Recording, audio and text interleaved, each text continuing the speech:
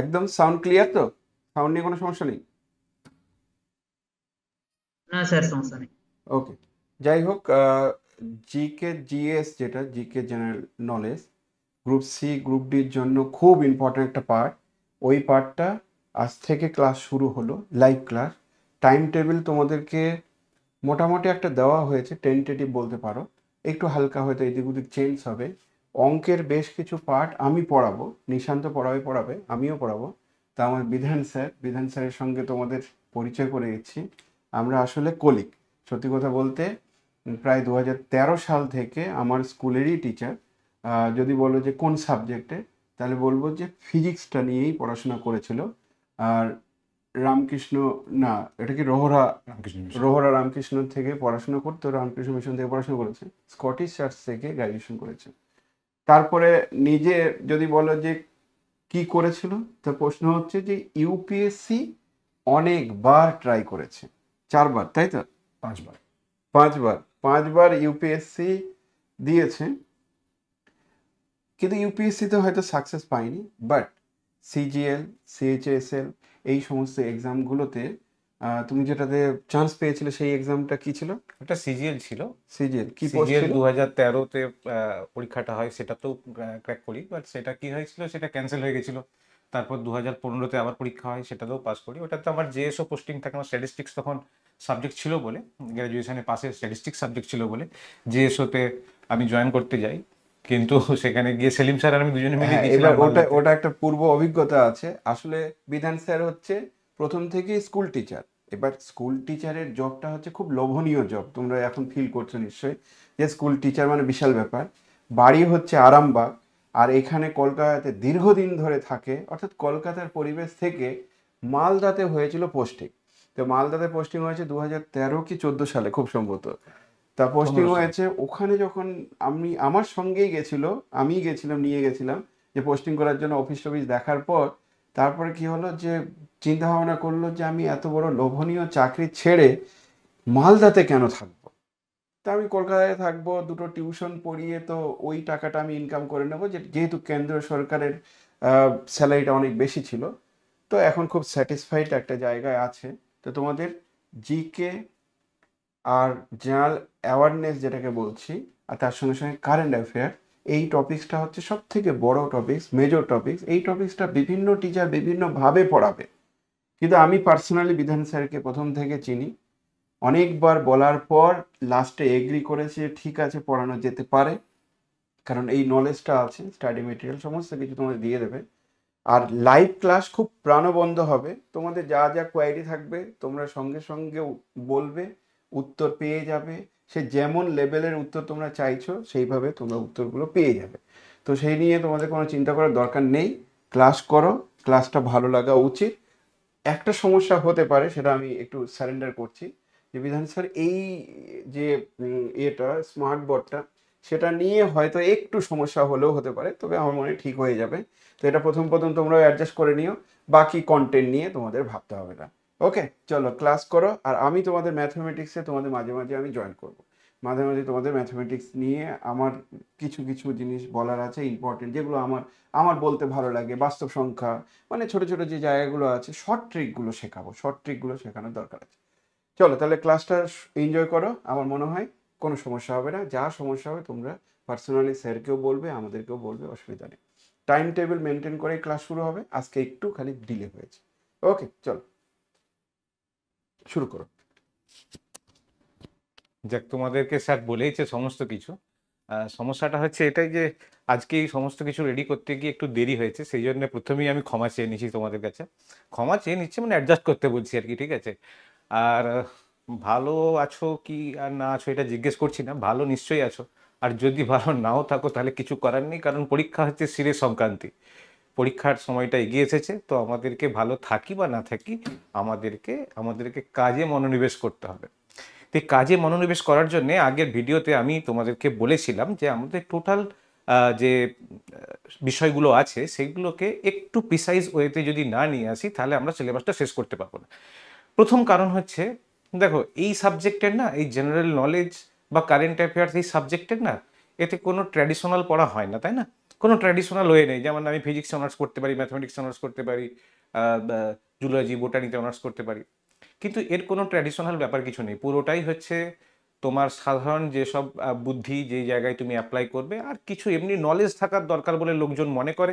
যদিও সেটা খুব একটা মনে করলেই যে হয়ে যাবে এরকম না, লোকে মনে করতে পারে তোমার এই বিষয়ে নলেজ থাকবে, কিন্তু দেখা যায় যে কারোরই সেই নলেজ নেই। আমাদেরকে পড়েই বিভিন্ন জিকে বই থেকে পড়ে বা জেনারেল অ্যাওয়ারনেস বই থেকে পড়ে বা নিউজ পেপার থেকে আমাদেরকে সেই জ্ঞানটা অর্জন করতে হয়, সাধারণভাবে এই জ্ঞানটা আসে না। তো যাই হোক, আমরা এখন পড়তে শুরু করব যে প্রিসাইজ ওয়েতে। সেখানে আমি বলেছিলাম যে টপিকগুলো, সেই টপিকগুলোর মধ্যে আমি বলেছিলাম প্রশাসনিক গঠন একটা ইম্পর্টেন্ট টপিক। সেই প্রশাসনিক গঠনের মধ্যে সবার আগে যদি ভারতের প্রশাসনকে আমি দেখি, ভারতবর্ষ একটা বিশাল দেশ, সপ্তম বৃহত্তম দেশ ভারতবর্ষের, আর জনসংখ্যার দিক থেকে ভারতবর্ষ একদম প্রথম। তো এই বিশাল দেশ চালাতে গেলে একটা বিশাল প্রশাসন লাগে। এই বিশাল প্রশাসনের কিছু কিছু অংশ আমাদেরকে জানতে হবে, কারণ আমরাও তো যত যাই করি আমরা সে আইন প্রশাসনের ফাঁদেই আমরা থাকবো। আমাদের যা কিছুই হয়ে যাক না কেন, আমি ডাক্তার হলেও আমাকে আইন প্রশাসন জানতে হবে, আমি ইঞ্জিনিয়ার হলেও জানতে হবে, টিচার তো এখন তো বুঝতেই পারছো টিচার এদের কি সবাই জেনে গেছে, যারা টিচার ছিল বা যারা ভবিষ্যতে হবে তারাও সব জেনে গেছে, high court supreme court each and everything. যাকে আমাদেরকে শুরু যেই জায়গা থেকে করতে হবে সেটা হচ্ছে ভারতের প্রশাসনকে বুঝতে গেলে প্রথমে ভারতের সংবিধানকে বুঝতে হয়, কারণ ভারতের সংবিধানের উপরই নির্ভর করে দাঁড়িয়ে রয়েছে ভারতের টোটাল প্রশাসনটা। ঠিক, তো এই সংবিধানকে, ভারতের সংবিধানের মূল গঠন, প্রশাসনিক গঠনের মূল গঠন যদি আমি বলি, সেটা হচ্ছে মূল ভিত্তি ভারতীয় সংবিধান। ভারতীয় সংবিধান হচ্ছে মূল ভিত্তি।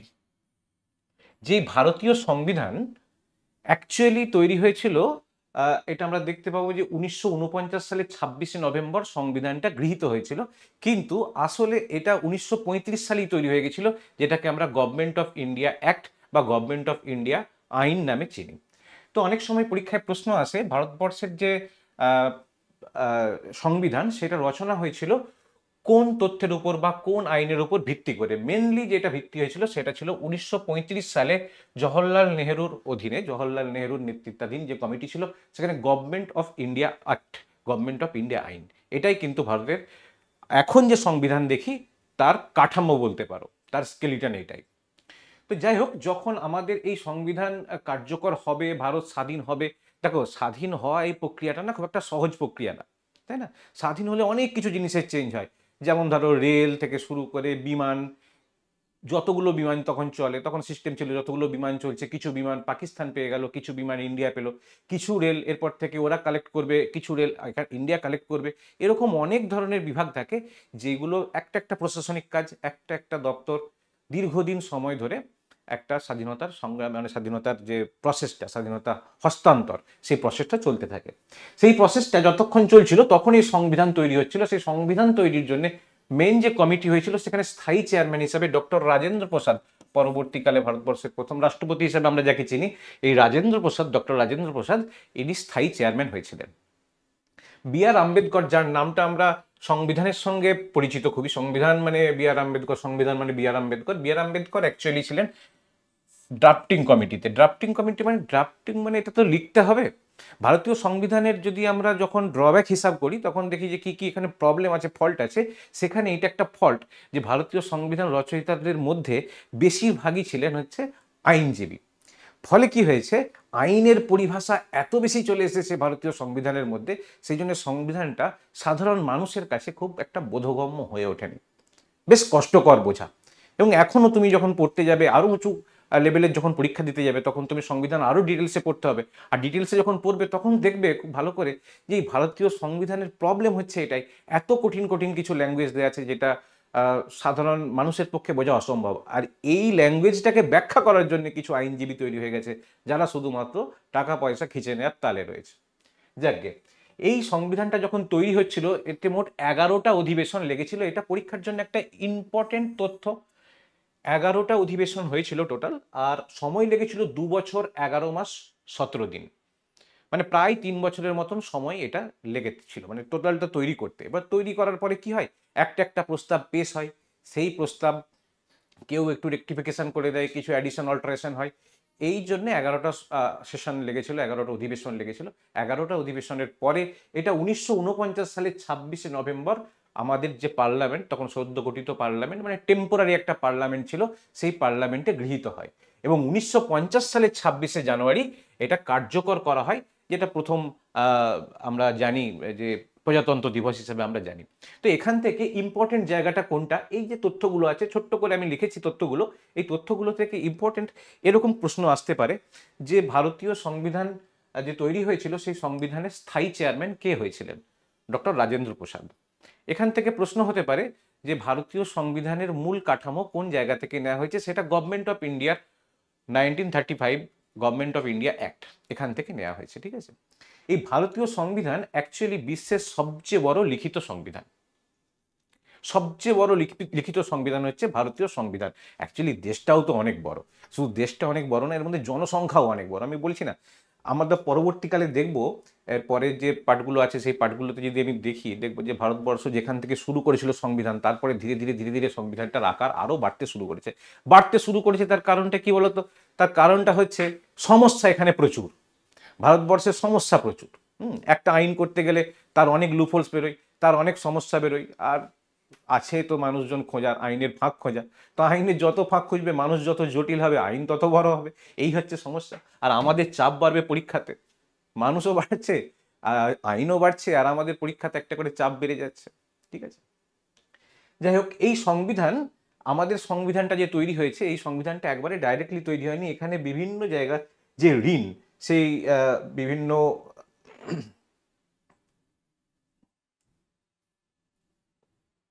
বিভিন্ন দেশের যে ঋণ মানে কি বলবো, প্রভাব যেটা আমরা লক্ষ্য করি, সেটা প্রথম সবচেয়ে বেশি প্রভাবটা আমরা লক্ষ্য করি ইউএসএ। ইউএসএর প্রভাবটা খুব বেশি লক্ষ্য করি আমি। তার কারণ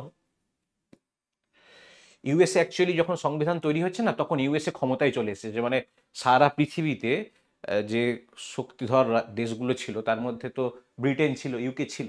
কিন্তু মুশকিল হচ্ছে যখন আমাদের স্বাধীনতা আসছে 1947 সাল নাগাদ, তখন কিন্তু আসল ক্ষমতা চলে গেছে ইউকে থেকে ব্রিটেনের, ইউএসএর কাছে, মানে আমেরিকার কাছে বেসিক্যালি। তো আমেরিকা, যাই হোক, ক্ষমতা তারা নিলেও কিছু কিছু ভালো কাজও তারা করেছে, যেমন মৌলিক অধিকার আর প্রস্তাবনা। কেন আমি এটা বলছি,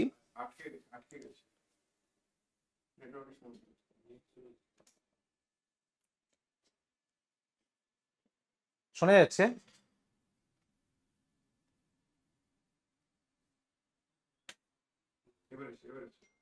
ওকে, শোনা যাচ্ছে না এখন?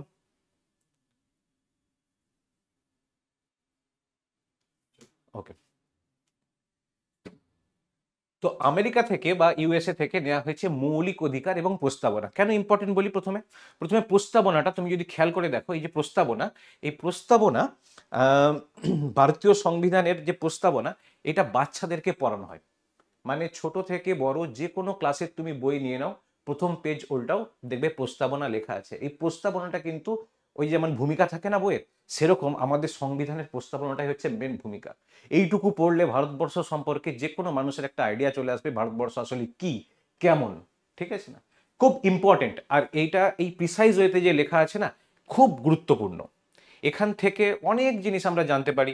এবং ভারতবাসী হিসাবে বা ভারতের বাইরে যে কোনো ব্যক্তি যদি ভারতবর্ষের যদি সংবিধানকে জানতে চাই, অত পাতার বইকে সংবিধানকে তো জানা সম্ভব না, প্রস্তাবনাটা দেখলেই মোটামুটি জানতে পারা যায়। এই ধারণাটা আমাদের আসে আমেরিকা থেকে। আর আসে মৌলিক অধিকার। মৌলিক অধিকারটা একটা ইম্পর্টেন্ট ব্যাপার। কেন ইম্পর্টেন্ট ব্যাপার? তার কারণ হচ্ছে, দেখো, যে কোনো সভ্য দেশে নাগরিকদের কিছু অধিকার থাকে। যে কেউ তার জীবনে দখলদারি করতে পারে না, যে কেউ তার জিনিসপত্র নিয়ে, তার নর্মাল যে অধিকার, সেটা ধর্মাচরণ হোক, সেটা তার কথা বলার অধিকার হোক, সেটা তার প্রতিবাদ করার অধিকার হোক, এইগুলো সভ্য দেশে কেড়ে নেওয়া যায় না। আমার উপর যদি অত্যাচার হয়, আমি তার প্রতিবাদ করব, এটাই আমার পাওনা, এটা আমার অধিকার। এই অধিকারগুলো আমাদেরকে দিয়েছে মৌলিক অধিকার, সংবিধান দিয়েছে। অন্য কেউ দেয়নি, কোনো রাজনৈতিক দল দেয়নি, কেউ দেয়নি, আমাকে দিয়েছে আমার সংবিধান। আর এই সংবিধানই আমাদেরকে আটকে রেখেছে। সো মৌলিক অধিকার is one of the most important case. ঠিক আছে, দ্বিতীয় যেটা আমরা ইউকে থেকে পাই, সেটা হচ্ছে সংসদীয় ব্যবস্থা। সংসদীয় ব্যবস্থা মানে আমাদের সংসদের দুটো স্তর আছে, একটা রাজ্যসভা, লোকসভা, যেটার ব্যাপারে আমি পরে বলবো। এই যে সংসদীয় ব্যবস্থা এবং সাংসদরা নির্বাচিত হয়ে আসে একটা বড় এলাকা থেকে, তারা বিভিন্ন আইন প্রণয়ন করে এবং বিভিন্ন ধরনের যেসব বিল পাস হয় সেই বিলগুলো বা বিভিন্ন ধরনের গুরুত্বপূর্ণ সিদ্ধান্ত তারা নিতে পারে। এই যে সংবিধানের স্ট্রাকচার মানে সংসদের যে স্ট্রাকচারটা, লোকসভা রাজ্যসভা, এই স্ট্রাকচারটা বা পার্লামেন্টারি সিস্টেম বলি আমরা, সেইটা এসেছে ইউকে থেকে নিয়েছি। আর একটা সেটা হচ্ছে সোভিয়েত ইউনিয়ন। সোভিয়েত ইউনিয়নও তখনকার দিনে একটা বেশ শক্তিশালী জায়গা, ঠিক আছে। সেই সোভিয়েত ইউনিয়ন থেকে আমরা যেটা নিয়েছিলাম সেটা হচ্ছে সংবিধান সংশোধনী। সংবিধান সংশোধনী মানে অ্যামেন্ডমেন্ট বিল। অনেক সময় হয় প্রয়োজনটা চেঞ্জ হতে থাকে মানে কিরকম বলবো, ধরো আজকে যেটা রয়েছে মানে আমি বলতে চাইছি আজকে আমার দেশের যে আইন রয়েছে সেই আইনটা কিছুদিন পরে কার্যকর নাও থাকতে পারে, অনেক ধরনের তার কনটেক্সট বদলে যেতে পারে। মূল কাঠামোটা এক থাকবে, কিন্তু কিছু কিছু ক্ষেত্রে এর যে মেন যে জিনিসগুলো মানে হচ্ছে কোনো একটা আইন আছে, কোনো একটা ধারা আছে, সেটাতে সামান্য পরিমার্জন করার দরকার হতে পারে। সংবিধান সাধারণভাবে চেঞ্জ করা যায় না, কিন্তু কোনো ধারাকে যদি পরিবর্তন করার একটা যদি আমি অপশন না রাখি, তাহলে কি হয়, একটা স্থবির জনগণে পরিণত হয়, স্থবির জনজাতি। এর কোনো চেঞ্জেস নেই, কিছু নেই, একই জিনিস চলছে। আরে মানুষজন চেঞ্জ হয়ে গেছে, সিস্টেম চেঞ্জ হয়ে গেছে। আগে লোক চুরি ডাকাতি করতো, এখন সাইবার ক্রাইম করে। যদি আমি অ্যামেন্ডমেন্ট না রাখি তাহলে কি চলবে? অ্যামেন্ডমেন্ট আমাকে তো রাখতেই হবে, তাই না?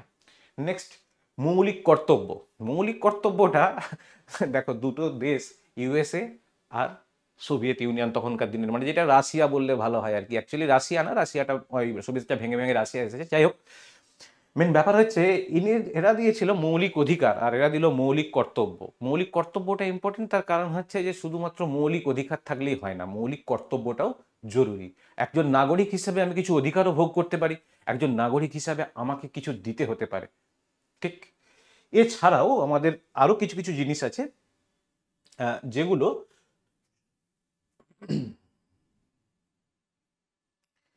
জার্মানি, দক্ষিণ আফ্রিকা,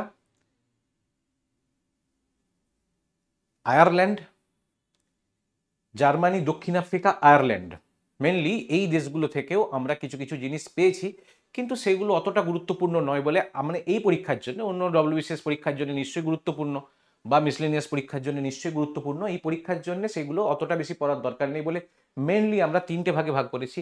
ইউএস এর কাছ থেকে মৌলিক অধিকার প্রস্তাবনা, ইউকের কাছ থেকে সংসদীয় ব্যবস্থা, এবং সোভিয়েত ইউনিয়নের কাছ থেকে সংবিধান সংশোধনী এবং মৌলিক কর্তব্য, ঠিক আছে।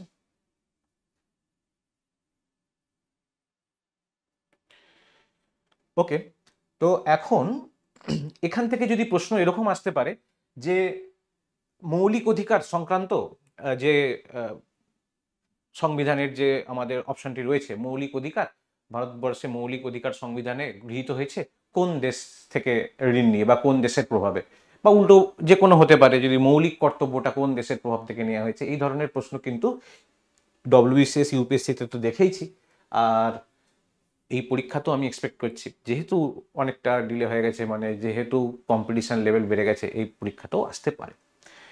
তো নেক্সট, এই সংবিধান যেটা আমরা এতক্ষণ ধরে পড়লাম, এই সংবিধান অ্যাকচুয়ালি বুঝতে গেলে, এটা তো অনেক বড় জিনিস, এই সংবিধানকে বুঝতে গেলে আমাদেরকে কিছু কিছু টপিক ওয়াইজ বুঝতে হবে। যেমন আমরা টোটাল সিলেবাসটাকে টপিক ওয়াইজ বুঝছি, সংবিধানকেও আমরা একটু টপিক ওয়াইজ বুঝবো। আমার মনে হয় টপিক ওয়াইজ বুঝলে ব্যাপারটা খুব সহজ হবে তোমাদের পক্ষে। যেমন প্রথমেই বলি, সংবিধানের মূল অংশ। আমি আগেই বলেছি যে শুরু করেছিলাম আমরা এক জায়গা থেকে, কিন্তু আজকে আমরা একটু বড় ভাস্ট জায়গায় পৌঁছে গেছি, আর স্বাভাবিক এটা পৌঁছানোর। আরও যত দিন যাবে আরও বাড়তে থাকবে, মানে তোমরা যখন চাকরি পেয়ে রিটায়ার করবে তখন গিয়ে দেখবে হয়তো যদি পড়াও তুমি তখন দেখবে সংবিধানের এই যে মূল অংশ এখন পড়ছি 25টি, এখানে লিখেছি 22টা, ছিল 22টা, মানে স্টার্টিংয়ে ছিল 22টা, 25টা, তুমি রিটায়ারমেন্টের সময় গিয়ে দেখবে 30টা হয়ে গেছে, ঠিক আছে। তখন আবার ভেবো না যে বিধান স্যার ভুল পড়িয়ে গেছে, না, ভুল পড়ায়নি, আমি এখনকার রেসপেক্টে বলছি। এখন 22টা ছিল প্রথমে স্টার্টিংয়ে, এখন হয়েছে 25টি, ঠিক আছে। মূল অংশ, পার্ট বলে ইংরেজিতে এটাকে, আর তফসিল বা শিডিউল বলে এটাকে। এটা ছিল 8টা স্টার্টিংয়ে, যখন শুরু হয়েছিল সংবিধান, যখন লিখেছিল, যখন ওই 1949 সালে যখন গৃহীত হয়েছিল, তখন ছিল 8টা, এখন হয়েছে 12টা, ঠিক।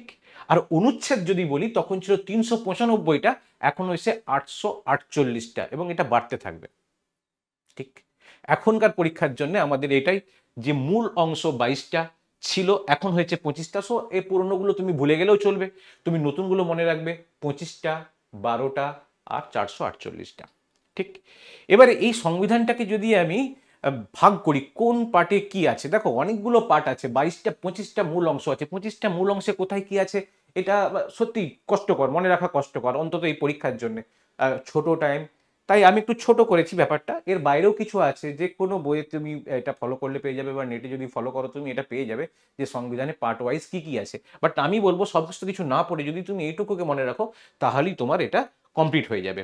এটার মধ্যে কি আছে মেনলি, এটার মধ্যে ফার্স্ট যদি আমি মূল অংশ ভিত্তিক ভাগ করি তাহলে পার্ট ওয়ান, পার্ট ওয়ানে এখানে একটু এটা ভূমি না, ইটস নট ভূমি, এটা সীমা। পার্ট ওয়ান, একদম পার্ট ওয়ানে রয়েছে সীমা।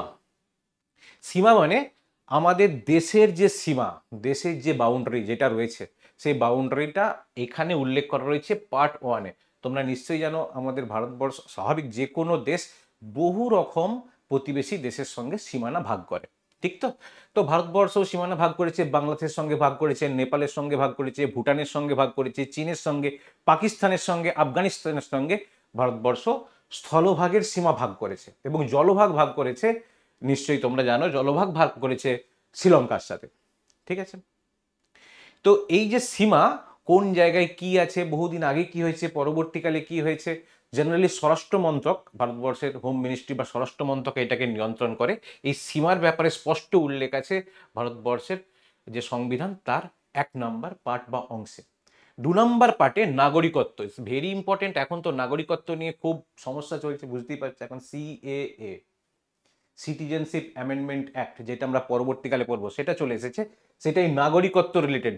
এই যা কিছু করতে হবে, সিএ এর বিরুদ্ধে যদি কেসও করতে হয় বা লড়াই করতে হয়, হাইকোর্ট সুপ্রিম কোর্ট যেখানেই লড়াই করতে হোক না কেন, সেটা কিন্তু এই সংবিধানের যে 2 নম্বর অংশ, পার্ট নাম্বার 2, তার রেসপেক্টেই করতে হবে।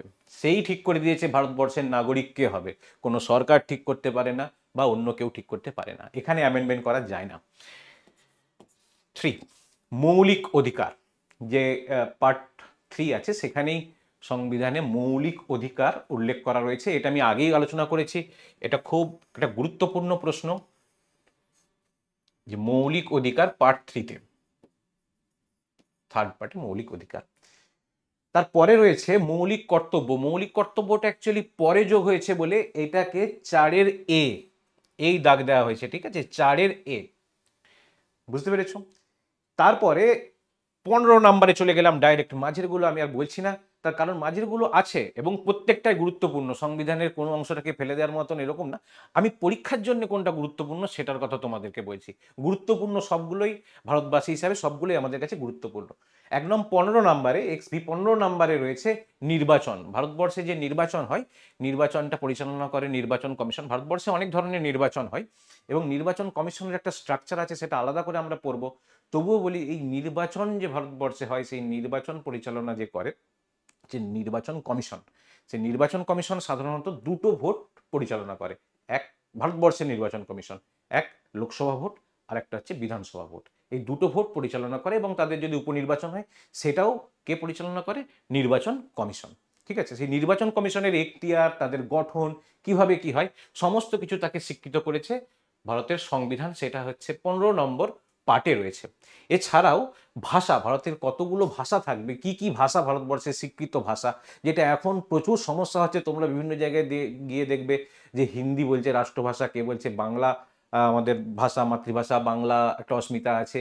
কেউ বলছে যে হিন্দি রাষ্ট্রভাষা না, সত্যি রাষ্ট্রভাষা না, কারণ ভারতবর্ষের এই যে যতগুলো স্বীকৃত ভাষা আছে, সেই ভাষার মধ্যে হিন্দি একটা ভাষা, বাংলা একটা ভাষা। হিন্দিকে শুধুমাত্র একটা এক্সট্রা অফিসিয়াল ল্যাঙ্গুয়েজ হিসেবে স্বীকৃতি দেওয়া হয়েছে। যাই হোক, সেই সব ব্যাপারে আমরা ডিটেলসে যাব না। আমরা দেখব যে 17 নম্বর পার্টে বা 17 নম্বর অংশে রয়েছে ভাষার ব্যাপারে কথাবার্তা, আর রয়েছে 18 নম্বর অংশে জরুরি অবস্থা, এমার্জেন্সি। একবার ভারতবর্ষে এমার্জেন্সি হয়েছিল 1975 সালে, ইন্দিরা গান্ধী যখন ক্ষমতায় ছিল। এমার্জেন্সি মানে খুব প্যাথেটিক সিচুয়েশন। আমাদের মনে হয় এমার্জেন্সি আর কি জিনিস, এমার্জেন্সি খুব প্যাথেটিক সিচুয়েশন, সমস্ত কিছু বন্ধ হয়ে যায়, সমস্ত কিছু। তার মানে কি, কোনো নিউজ পেপারও সরকারের পারমিশন ছাড়া আসবে না, কোনো নিউজ চ্যানেলও আসবে না, অন্য যা কিছু জিনিস হোক সবই সরকারের পারমিশন নিয়ে করতে হবে এবং সেটার নিয়ন্ত্রণে থাকবে সেনা। এই ইমার্জেন্সি কন্ডিশন খুব রেয়ার কেস, খুব খারাপ অবস্থা হলে ইমার্জেন্সি কন্ডিশন হয়, কিন্তু সংবিধানে সেইটারও একটা জায়গা রেখে দিয়েছেন, সেইটা উল্লেখ করা আছে 18 নম্বর, মানে 18 নম্বর পার্টে। ঠিক আছে, এতগুলো পার্ট মোটামুটি আমরা বুঝতে পারলাম। আরেকবার ডিটেলসে আমরা দেখে নেব। আর যদি আমি তফসিল ভিত্তিক মানে শিডিউল ভিত্তিক যদি দেখি, শিডিউল ভিত্তিক হলে একটা আরেকটা সুন্দর আইডিয়া পাই আমরা, সেটা হচ্ছে প্রথম শিডিউলে রাজ্য কেন্দ্রশাসিত অঞ্চলের তালিকা। কতগুলো রাজ্য আছে আমার কাছে, কতগুলো কেন্দ্রশাসিত অঞ্চল আছে তার একটা তালিকা আছে। যেমন রাজ্য আমাদের এখন বর্তমানে 28টি রাজ্য আছে, আর কেন্দ্রশাসিত অঞ্চল আছে 8টি। অ্যাকচুয়ালি এটা 29টা হয়ে যাওয়ার কথা ছিল, কিন্তু 370 ধারা বাতিল করে এটাকে যে জম্মু কাশ্মীরের যে রাজ্য স্ট্যাটাসটা ছিল সেইটা নেই বলে এখন রাজ্যের সংখ্যা হয়েছে 28টি। যাই হোক, এই তালিকাটা রয়েছে একদম প্রথম শিডিউল, ফার্স্ট শিডিউল বা ফার্স্ট তফসিলিতে এইটি রয়েছে। নেক্সট, দ্বিতীয় যদি আমি বলি, সেটা হচ্ছে সাংবিধানিক পদ সমূহের কার্য, মেয়াদ, এখতিয়ার। সাংবিধানিক পদ কোনগুলোকে বলে? সাংবিধানিক পদ প্রথমেই আছে রাষ্ট্রপতি, উপরাষ্ট্রপতি, সুপ্রিম কোর্টের বিচারপতি, ক্যাগ মানে কন্ট্রোলার অ্যান্ড অডিটর জেনারেল, ইউপিএসসির যে প্রধান চেয়ারম্যান তার পদ, এইরকম বিভিন্ন যে পদগুলো আছে, ইডির যে পদ এনফোর্সমেন্ট ডিরেক্টরেট, সিবিআইয়ের যে পদ সিভিসি সেন্ট্রাল ভিজিলেন্স কমিশন, এই যতগুলো সাংবিধানিক পদ আছে যাদের পদগুলো মানে একদম বলা হয় নিরপেক্ষভাবে নির্বাচিত করা হবে। ঠিক আছে, কেউ এরা হচ্ছে ভারতবর্ষের নিয়ন্ত্রক। ঠিক আছে, নির্বাচন কমিশনার যদি পক্ষপাত দুষ্ট হয় তাহলে নির্বাচন পক্ষপাত দুষ্ট হতে পারে, সিবিআই যদি পক্ষপাত দুষ্ট হয় তাহলে পক্ষপাত আসতে পারে। সেই জন্যে এই পদগুলোকে একটু স্পেশাল সংবিধান কিছু সেফগার্ড দিয়ে রেখেছে। সেই সংবিধানের সেফগার্ডটা দ্বিতীয় নাম্বার তফসিলিতে উল্লেখ করা রয়েছে। এদের কতদিনের কার্য, এদের কি কি কার্য, এখতিয়ার, এদের মেয়াদ, কতদিন এরা থাকতে পারে, কে এদেরকে নির্বাচিত করতে পারে এবং এদের বেতন কোন জায়গা থেকে হবে সেটা পর্যন্ত দেয়া রয়েছে। যেমন সুপ্রিম কোর্টের যে বিচারপতির বেতন বা রাষ্ট্রপতির যে বেতন, এটা কেউ কি বন্ধ করে দিতে পারে? বন্ধ করতে পারে না, কারণ এই বেতনটা হয় ভারতের একটা কনসলিডেটেড ফান্ড আছে, সেই ফান্ড থেকে এদের বেতন হয়, এদের বেতন কেউ বন্ধ করতে পারে না। তাই দ্বিতীয় তফসিলিটা অনেকটা গুরুত্বপূর্ণ, সেটা আমরা আলোচনা করলাম।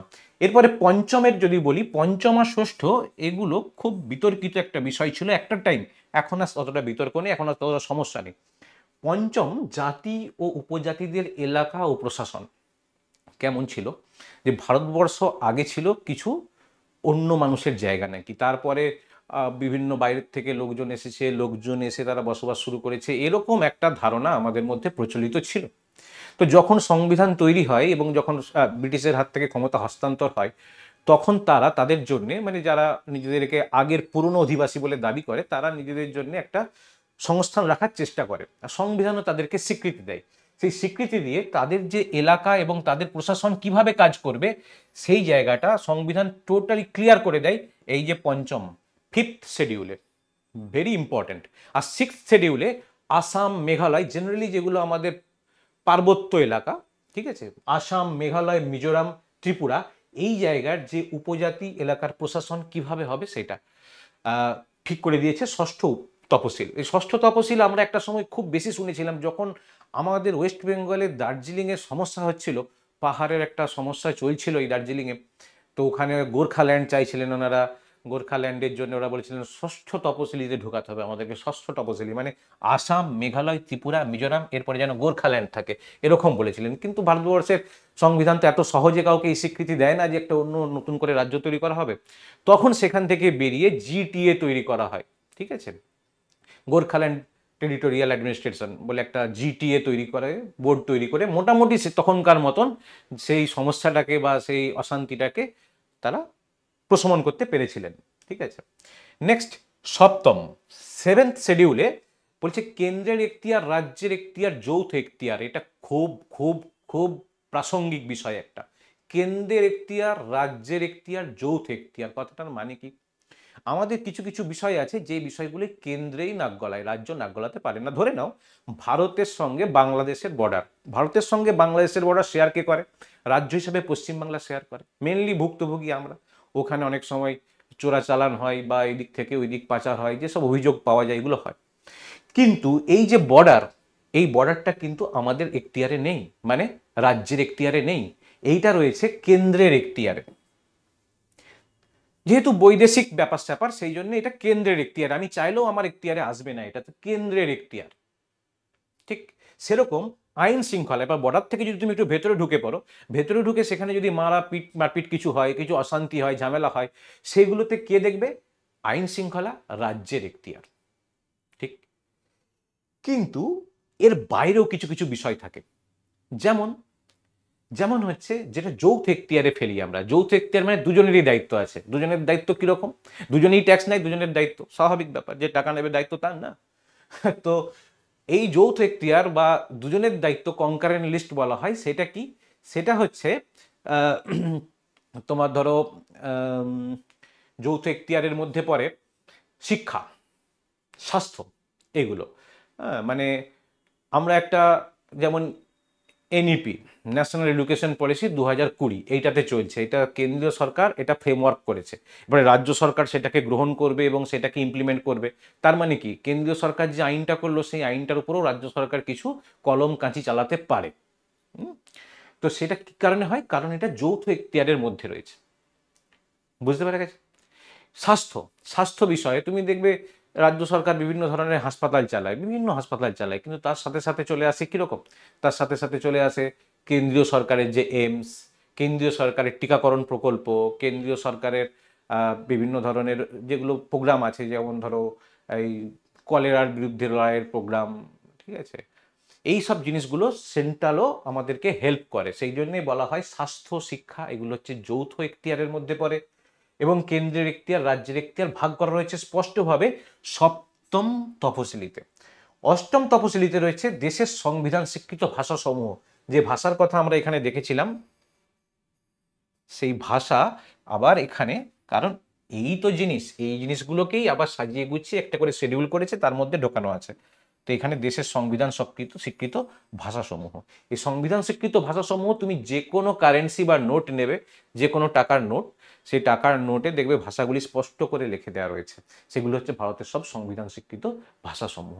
এর মধ্যে কিছু কিছু ভাষাকে কেন্দ্রীয় সরকার ধ্রুপদী ভাষা বা ক্লাসিক্যাল ল্যাঙ্গুয়েজ হিসেবে ঘোষণা করে, যেমন তামিল ভাষা বহুদিন আগে থেকে ধ্রুপদী ভাষা ছিল, সম্প্রতি বাংলা ভাষাকে ধ্রুপদী ভাষা হিসাবে গ্রহণ করা হয়েছে। ক্লাসিক্যাল ল্যাঙ্গুয়েজ বা ধ্রুপদী ভাষা মানে যাদের একটা সার্টেন, প্রায় এটাকে বলা হয় 3000 বছরের প্রাচীন ইতিহাস রয়েছে যে ভাষা, তাকে বলা হয় যে ধ্রুপদী ভাষা। এটা কোনো পারফেক্ট ডিফিনেশন না, এছাড়াও অনেক ধরনের ক্রাইটেরিয়া আছে, অনেক ধরনের এলিজিবিলিটি আছে, সেটার উপর নির্ভর করে ঠিক করা হয় কোন ভাষাটা ধ্রুপদী ভাষা হবে। যাই হোক, এই ছিল আমাদের সংবিধানের মূল গঠন। সংবিধানের মূল গঠনে তাহলে আমরা কি দেখেছি?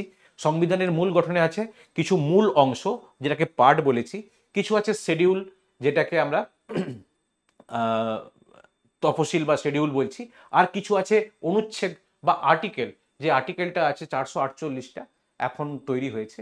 এই আর্টিকেল ভিত্তিক আমরা সংবিধানটাকে ভাগ করতে পারি, কিন্তু তার মধ্যে আমি কিছু কিছু ভাগ করেছি। বিশেষ গুরুত্বপূর্ণ মূল অংশ কিছু লেখা আছে, কিছু তফসিল লেখা আছে মূল অংশের, এর বাইরেও অনেক কিছু আছে, সব কিছুই পড়তে হয়, কিন্তু আমি বলেছি এগুলো একটু বেশি গুরুত্বপূর্ণ, তাই এগুলো বলা আছে।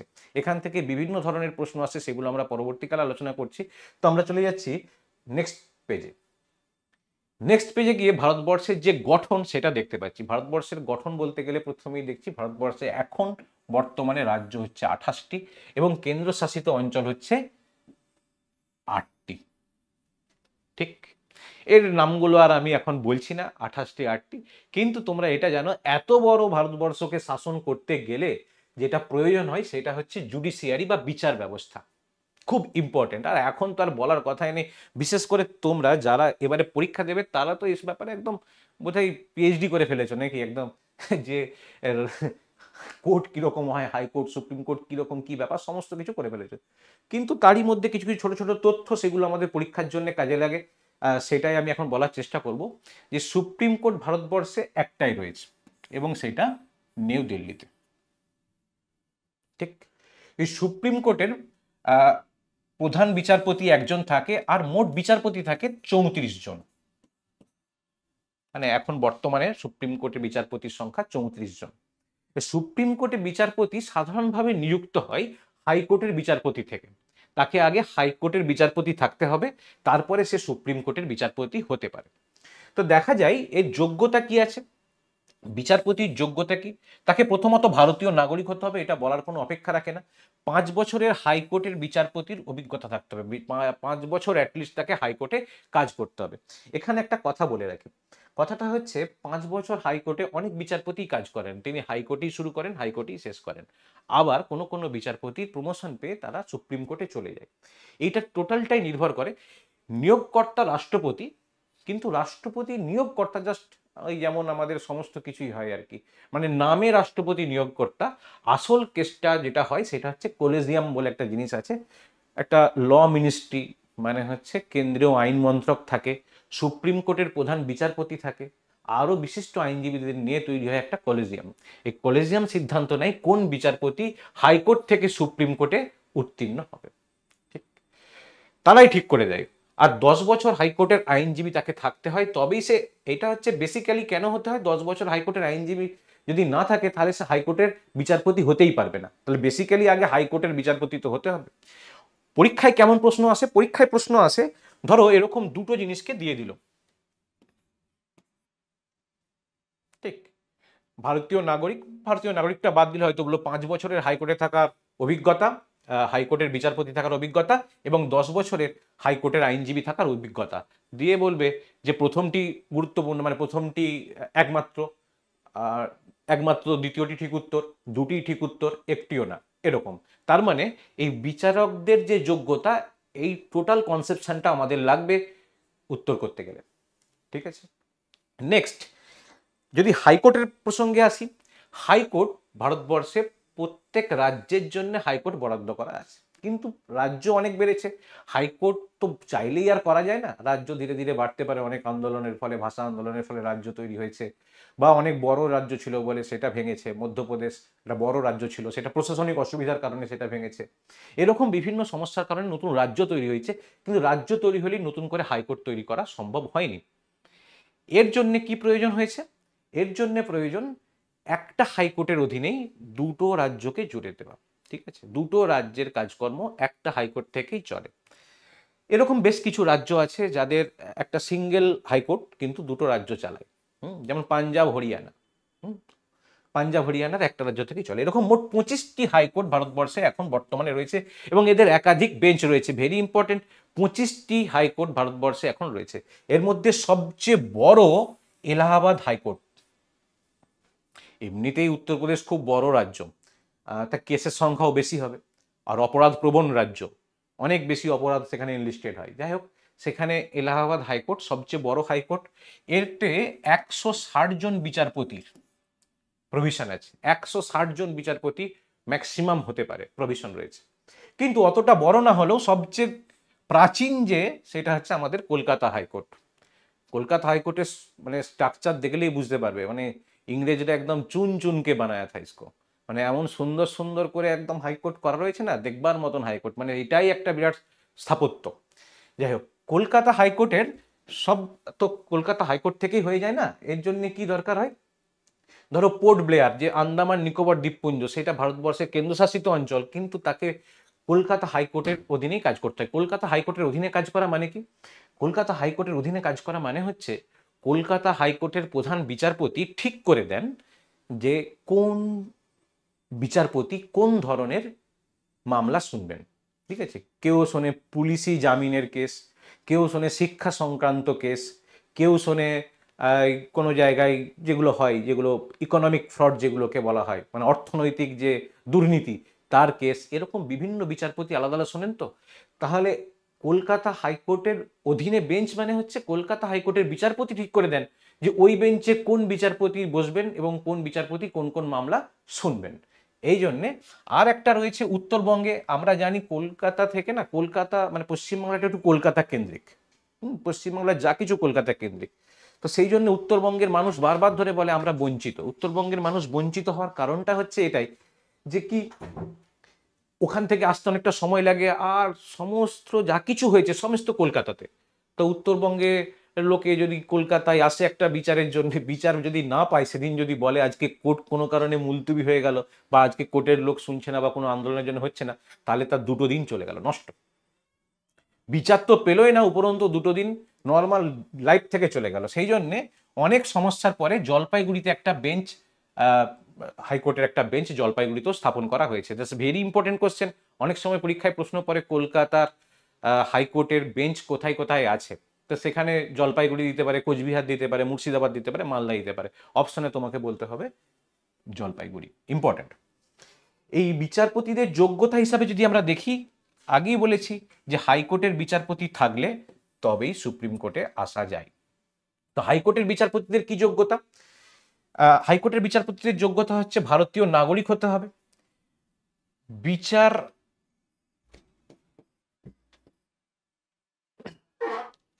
বিচার ব্যবস্থার যে কোনো কাজে, বিচার ব্যবস্থার যে কোনো কাজে মানে যে কোনো জুডিশিয়ারি অফিস, তার 10 বছর ধরে তাকে বিচারপতি হিসাবে কাজ করতে হবে। সেটা বিভিন্ন ধরনের যে কোনো আদালত হতে পারে, সেখানে 10 বছর যে কোনো জুডিশিয়ারি অফিস তার বিচারপতি থাকতে হবে। আর লাস্ট হচ্ছে হাইকোর্টের আইনজীবী হিসেবে 10 বছর। এটা প্রথমেই বলেছিলাম, হাইকোর্টের আইনজীবী হিসেবে 10 বছর তাকে কাজ করতে হবে।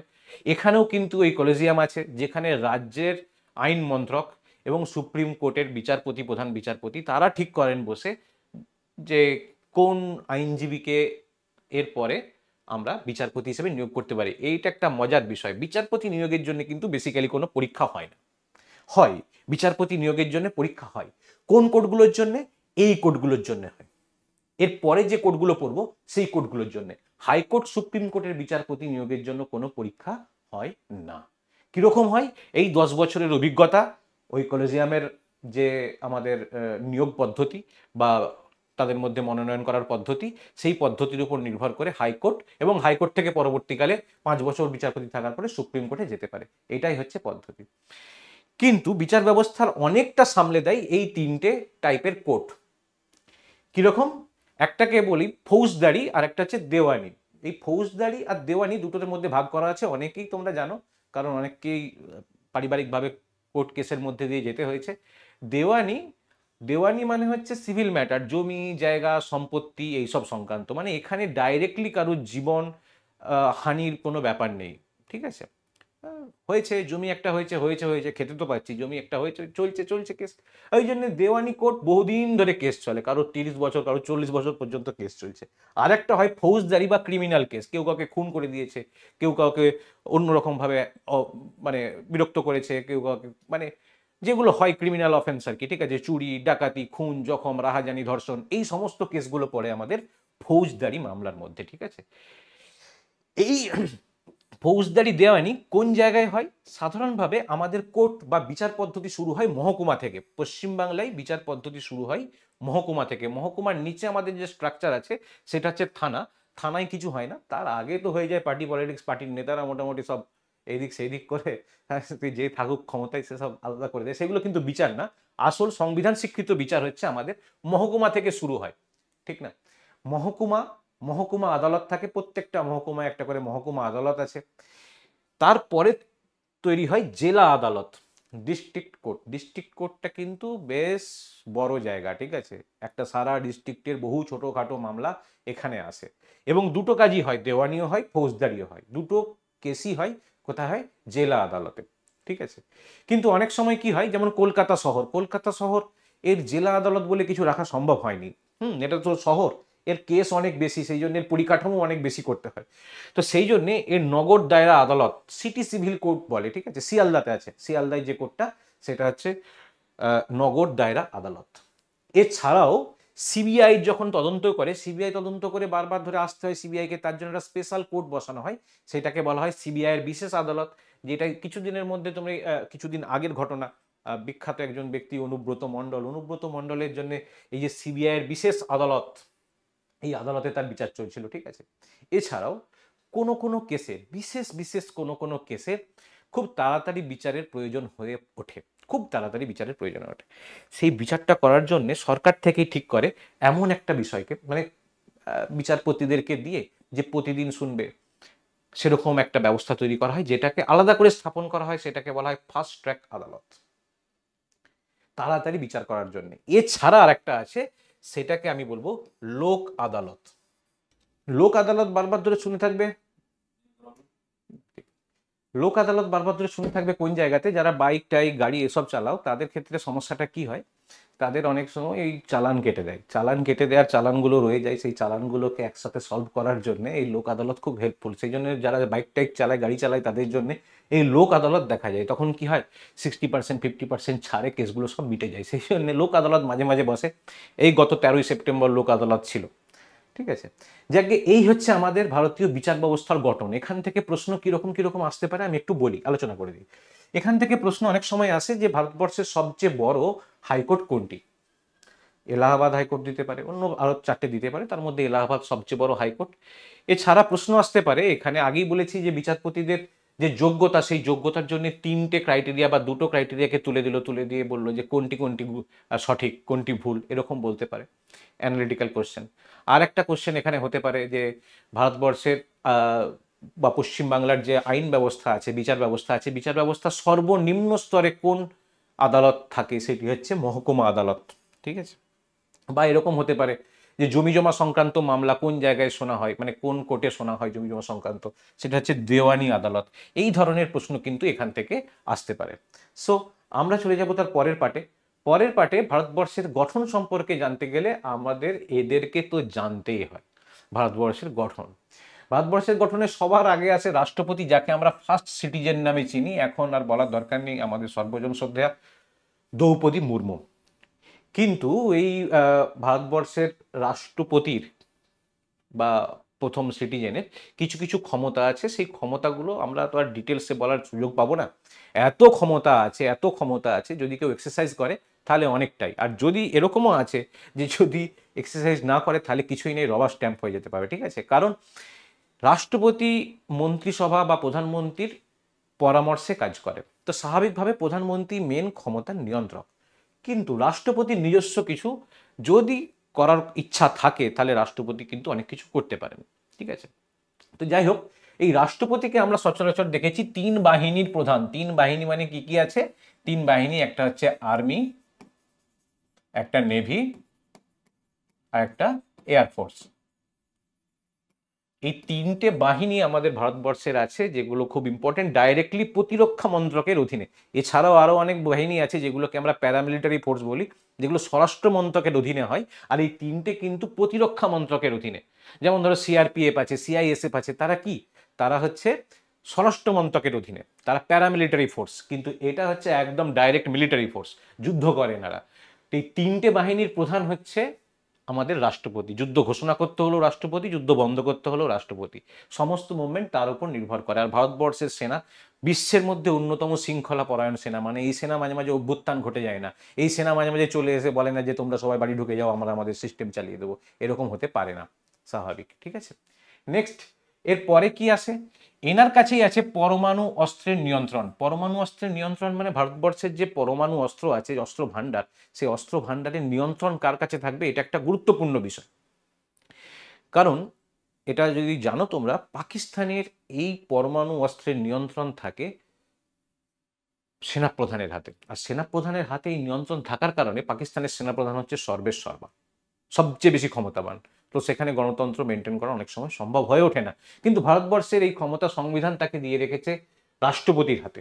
এই রাষ্ট্রপতি হতে গেলে যোগ্যতা কি লাগে? 35 বছর বয়স হতে হবে মিনিমাম, ভারতীয় নাগরিক হতে হবে, কোনো লাভজনক পদে থাকা চলবে না।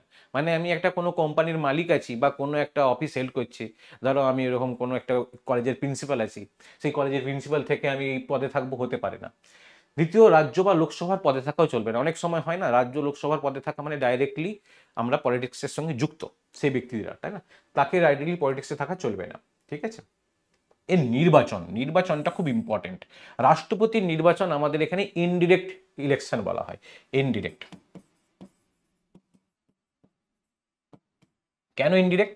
কারণ সাধারণ মানুষ, আমেরিকাতে যেমন রাষ্ট্রপতির জন্য সাধারণ মানুষ ভোট দেয়, সাধারণ মানুষই ভোট দেবে, কিন্তু এখানে রাষ্ট্রপতি নির্বাচনের জন্য সাধারণ মানুষ ভোট দেয় না।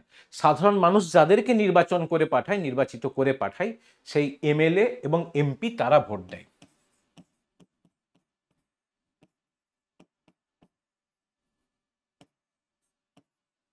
এক একজন এমএলএ এর কতগুলো করে ভোট আর এক একজন এমপির কতগুলো করে ভোট, তার একটা নির্দিষ্ট ফর্মুলা আছে। পরবর্তীকালে আমরা সেই ফর্মুলার কথা তোমাদেরকে বলবো। মেনলি জানতে হবে আমাদেরকে যে এখানে রাষ্ট্রপতি নির্বাচনে ডাইরেক্টলি আমরা ভোট দিই না। রাষ্ট্রপতি নির্বাচনে ভোট কে দেয়? রাষ্ট্রপতি নির্বাচনে ভোট দেয় আমাদের নির্বাচিত প্রতিনিধি যারা এমএলএ এমপি আছে, তারা ভোট দেয়। ঠিক আছে, নেক্সট উপরাষ্ট্রপতি। উপরাষ্ট্রপতির আবার একটা গুরুত্বপূর্ণ বিষয় আছে। উপরাষ্ট্রপতি, যিনি উপরাষ্ট্রপতি হন, আমাদের কিছুদিন আগে ছিলেন জগদীপ ধনকর। কোনো একটা অজ্ঞাত কারণে তিনি হঠাৎ করে পদত্যাগ করেন। এই জগদীপ ধনকরের জায়গায় নতুন করে উপরাষ্ট্রপতি পদে আসেন সিপি রাধাকৃষ্ণন। ঠিক আছে, সর্বপল্লী রাধাকৃষ্ণন ছিল আমাদের, না, যার 5 সেপ্টেম্বর জন্মদিন আমরা শিক্ষক দিবস হিসেবে পালন করি। তারপরে এসেছেন ইনি সিপি রাধাকৃষ্ণন। যাই হোক, এই রাজ্যসভার চেয়ারম্যান হিসাবে তিনি কাজ করেন। রাজ্যসভার চেয়ারম্যান মানে আমরা জানি লোকসভা এবং রাজ্যসভা ভারতের সংসদের দুটো অংশ। একটা হচ্ছে রাজ্যসভা বলা হয়, একটা লোকসভা বলা হয়। সেই লোকসভার তো পরবর্তীকালে দেখবো লোকসভার স্পিকার তো লোকসভার যারা সদস্য তাদের মধ্যে থেকে নির্বাচিত হয়, কিন্তু রাজ্যসভার যে স্পিকার বা রাজ্যসভার যে চেয়ারম্যান, যিনি রাষ্ট্রপতি, তিনি এই পদটা সামলান। এনার যোগ্যতা কি? যোগ্যতা একদম হুবহু যেমন আমাদের রাষ্ট্রপতির যোগ্যতা, 35 বছর বয়স, ভারতীয় নাগরিক, লাভজনক পদে থাকবে না, লোকসভা বা রাজ্যসভার পদে থাকবে না, এই হচ্ছে প্রসেস। এবং নির্বাচনটাও ইনডিরেক্ট প্রসেস, এমএলএ এমপিদের সমান সংখ্যক ভোট থাকে উপরাষ্ট্রপতি নির্বাচনের ক্ষেত্রেও। ঠিক আছে, একটা রাজ্যের এমএলএ এমপি এই ভোটটা দেয়। নেক্সট, পরের পার্টে চলে আসবো আমাদের লোকসভা এবং রাজ্যসভার যে টোটাল স্ট্রাকচার আছে তার ব্যাপারে। তো লোকসভা, ভারতবর্ষের লোকসভা আছে 543 জন নির্বাচিত সদস্য। এখানে কিছু কথা বলে দিই।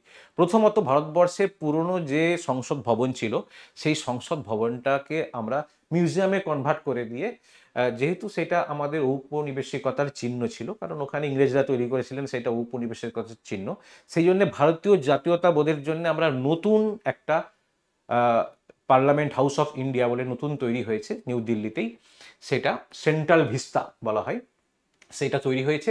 সেখানে কিন্তু প্রায় 800 জন সদস্য বসার জন্য প্রভিশন রাখা হয়েছে। কিন্তু এখন অবধি ভারতবর্ষের নির্বাচিত 543 জন। এর সাথে ছিল 2 জন অ্যাংলো ইন্ডিয়ান। ইনি রাষ্ট্রপতি নির্বাচন করতে পারতেন, রাষ্ট্রপতি নির্বাচিত করতে পারতো এদের। অ্যাংলো ইন্ডিয়ান 2 জন মনোনীত, মানে মোট 545 জন হতো। কিন্তু এখন কি হয়েছে, এই পদটাকে তুলে দেওয়া হয়েছে, এটাকে বাতিল করা হয়েছে। কোনো মনোনীত সদস্য লোকসভায় আসতে পারে না, মানে মোট 543 জন নির্বাচিত সদস্য হতে পারে।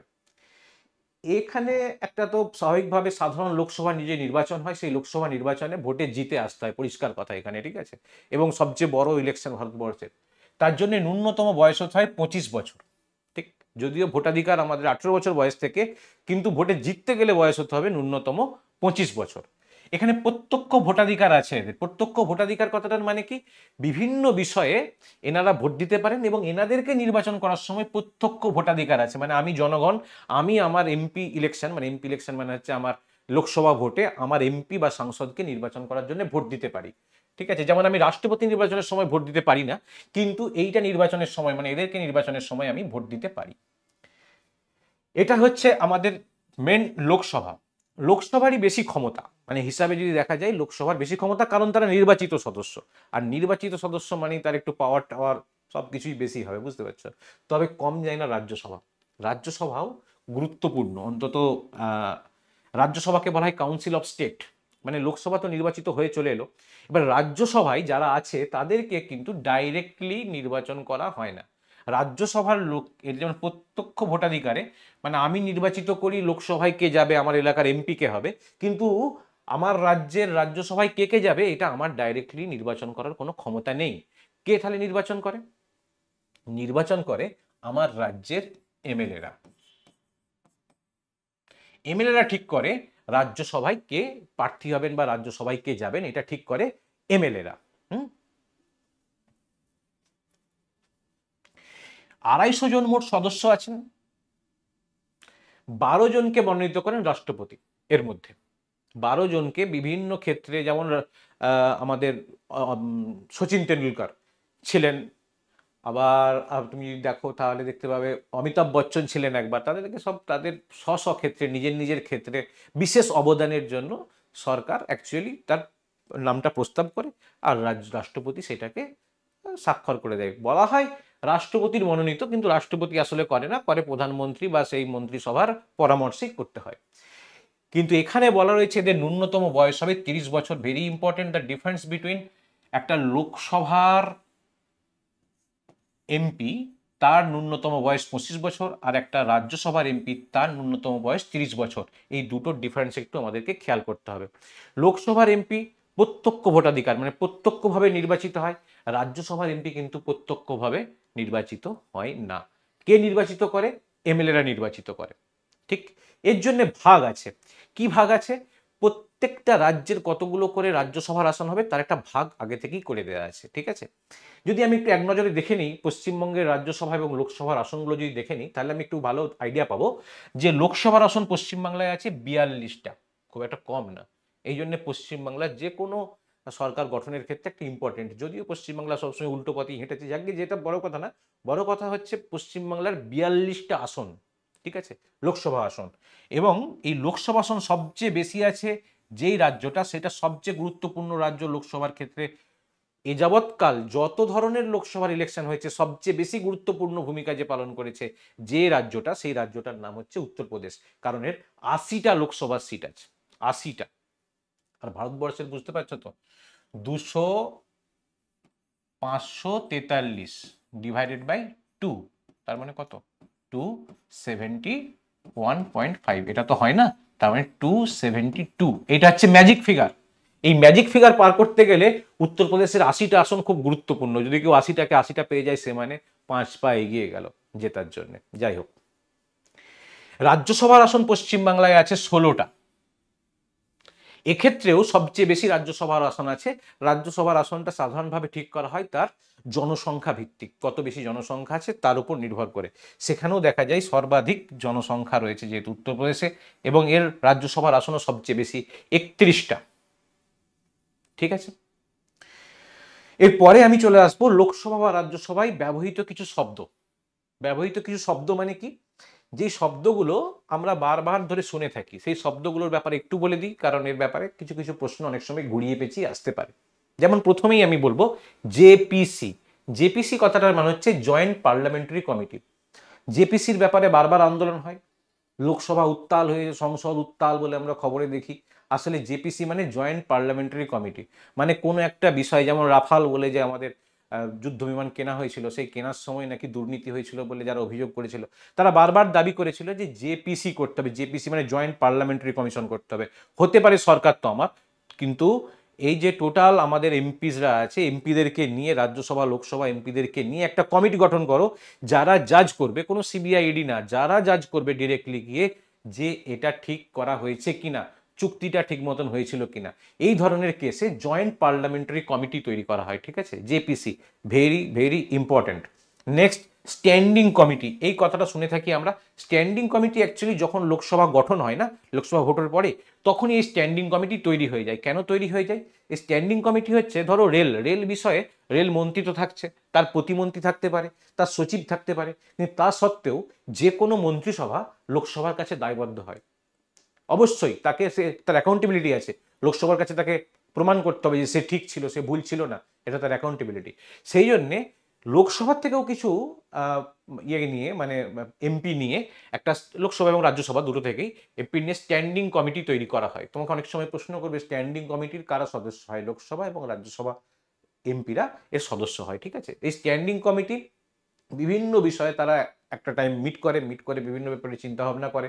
আমাদের অনেক বিষয় আছে, যেমন ফিনান্সের ব্যাপারে আছে, হ্যাঁ, তারপরে আমাদের রেলের ব্যাপারে আছে, আমাদের বৈদেশিক মন্ত্রকের ব্যাপারে আছে, বৈদেশিক যা চুক্তি টুক্তি হয় তার উপরে এই স্ট্যান্ডিং কমিটি কাজ করে। এই সমস্ত বিষয়ে স্ট্যান্ডিং কমিটি থাকে। নেক্সট, যদি বাজেটের কথা বলি, বাজেট কথাটাও আমরা সংসদের ক্ষেত্রে অনেক শুনেছি। সেটা হচ্ছে কি, প্রথমত বাজেট শুনেছি কোথায়? আগে ছিল রেল বাজেট এবং নর্মাল সাধারণ বাজেট, ঠিক আছে? এখন দুটোকে মার্জ করে দেওয়া হয়েছে। এখন আর আলাদা করে রেল বাজেট স্থাপন হয় না এবং বাজেটের সময় অনেক ধরনের পরিবর্তন এসেছে। নির্মলা সীতারামন যবে থেকে আমাদের ফিনান্স মিনিস্টার হয়েছেন তবে থেকে কিছু কিছু বাজেটের পরিবর্তন এসেছে, ঠিক আছে? ব্যাগ অ্যাটাচি নিয়ে যেতেন, এখন খাতা নিয়ে যান, এরকম ধরনের কিছু কিছু পরিবর্তন এসেছে। আসল পরিবর্তন কি এসেছে সেটা পরের বিচার্য বিষয়, কিন্তু মেন বিষয় হচ্ছে এই বাজেটের মেন পরিবর্তনটা দেখা গেছে। বাজেট আগে দুটো ছিল, এখন সেখান থেকে বাজেট একটা হয়ে গেছে। আগে ছিল রেল বাজেট এবং সাধারণ বাজেট, জেনারেল বাজেট যেটা, এখন হয়েছে দুটো একসঙ্গে মার্জ করে রেল এবং জেনারেল বাজেট, ঠিক আছে?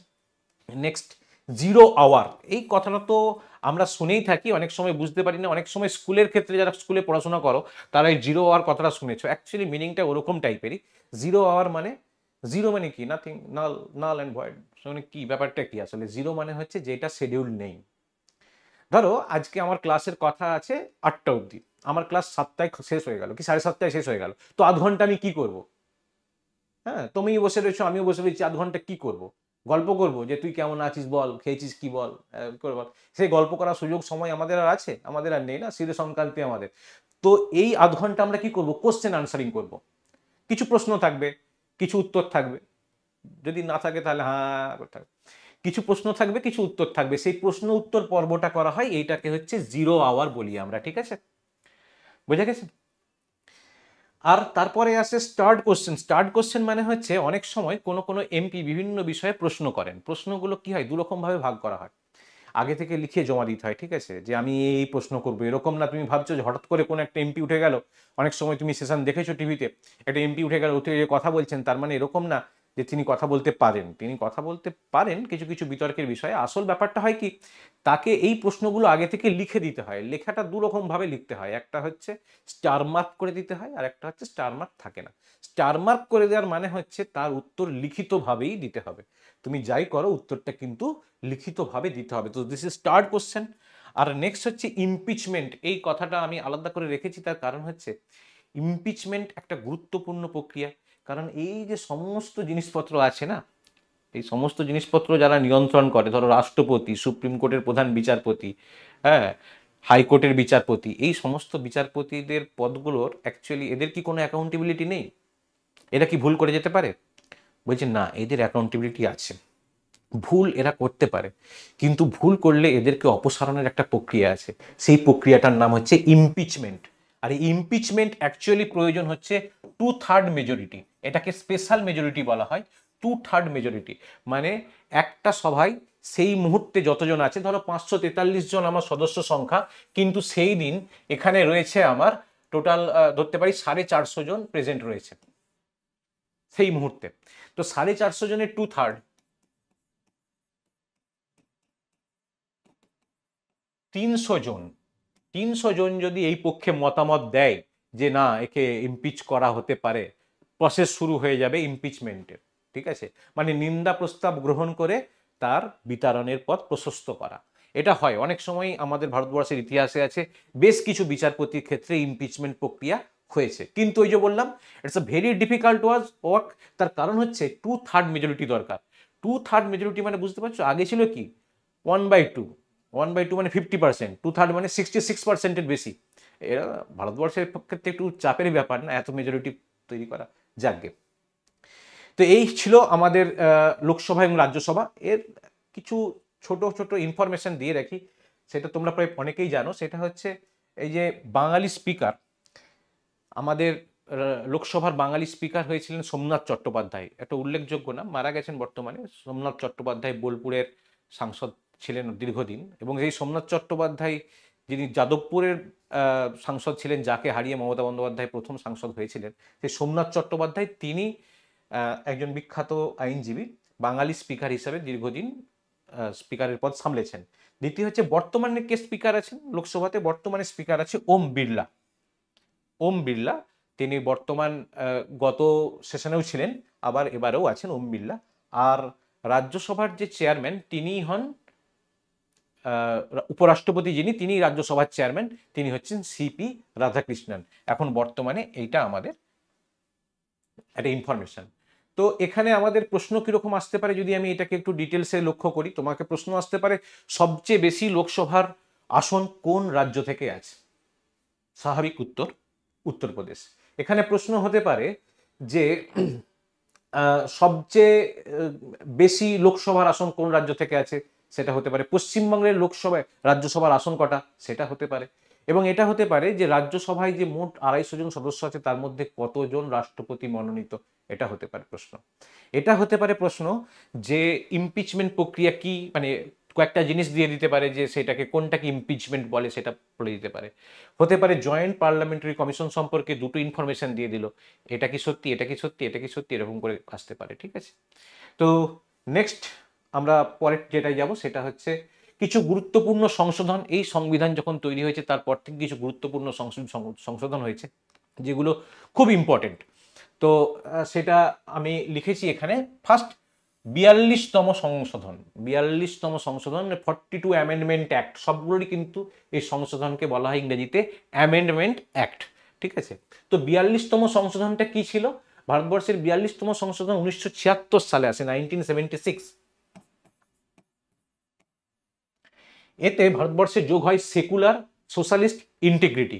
তোমরা যে কোনো ধরনের বই খুলে নেবে যেগুলো আমাদের পশ্চিমবাংলায় বা ভারতবর্ষে চলে, যে কোনো ধরনের বই, অনার্সের লেভেলের বই, এইচএস লেভেলের বই, মাধ্যমিক লেভেলের বই, ফার্স্ট পাতা উল্টালেই দেখবে লেখা আছে ভারতের সংবিধানের প্রস্তাবনা। সেখানে তুমি এই তিনটে ওয়ার্ড লক্ষ্য করতে পারবে, সেকুলার, সোশ্যালিস্ট, ডেমোক্রেটিক। ঠিক আছে, তো ডেমোক্রেটিকটা আগেই ছিল, পরবর্তীকালে যোগ হয়েছিল সেকুলার, সোশ্যালিস্ট অ্যান্ড ইন্টিগ্রিটি। এই তিনটে শব্দ আলাদা করে যোগ করতে হয়েছিল। এই যোগ করাটা খুব একটা সহজ জিনিস না, শব্দ ইচ্ছা করলেই যোগ করা যায় না। এই সেকুলার শব্দ যোগ করা নিয়ে এখন প্রচুর আন্দোলন হচ্ছে। ওই সেকুলার কেন যোগ করা হয়েছে, সেকুলার কেন যোগ করা হয়েছে, সোশ্যালিস্ট মানে সমাজতান্ত্রিক এই শব্দটা কেন যোগ করা হয়েছে, এই নিয়ে প্রচুর আন্দোলন। কারণ একবার যদি সংবিধানে এই শব্দ যোগ হয়ে যায় তাহলে অনেকের অনেক রকম অধিকার বেড়ে যায়, অনেকের অনেক রকম অধিকার কমে যায়। বদমাইশদের অধিকার কমে, ভালো লোকেদের অধিকার বাড়ে। ঠিক, নেক্সট 73 মানে হচ্ছে 73rd, 73তম, এটা হচ্ছে পঞ্চায়েত আইন। অনেক ধরনের পঞ্চায়েত ব্যবস্থা চালু আছে ভারতবর্ষে। ঠিক আছে, তুমি বুঝতেই পারবে, কারণ তুমি ধরো পঞ্চায়েতের সিরিজ বেরিয়েছে, পঞ্চায়েত সিরিজ। পঞ্চায়েত সিরিজে তুমি পঞ্চায়েত প্রধান দেখেছো, তোমার গ্রামেতেও যদি থাকে তুমি পঞ্চায়েতের প্রধান দেখবে, কিন্তু কোনো কোনো গ্রামে আবার দেখবে সরপঞ্চ। ঠিক আছে, ভারতবর্ষের এই পঞ্চায়েতের আইনটা পরবর্তীকালে আসে। প্রথমত বহু ধরনের বিবিধ বিষয় ছিল আগে। ঠিক আছে, পঞ্চায়েত মানে একদম গ্রামীণ লেভেলে লোকাল গভর্নমেন্ট। ঠিক আছে, পঞ্চায়েতের কাছে মানে এমন এমন গ্রাম আছে সেখানে থানা থেকে পুলিশ যেতে যেতে যা কিছু হয়ে যাবে। ফলে কি হয়, পঞ্চায়েতের যাবতীয় জিনিসপত্র নিয়ন্ত্রণ করার জন্য কি দরকার, একটা স্থানীয় প্রশাসন দরকার। সেই উদ্দেশ্যেই পঞ্চায়েত আইন প্রণয়ন হয় এবং পঞ্চায়েতের নির্বাচন হয়। এই পঞ্চায়েত নির্বাচন সাধারণভাবে ত্রিস্তরীয় হয়, তিনটে স্তর থাকে পঞ্চায়েতের।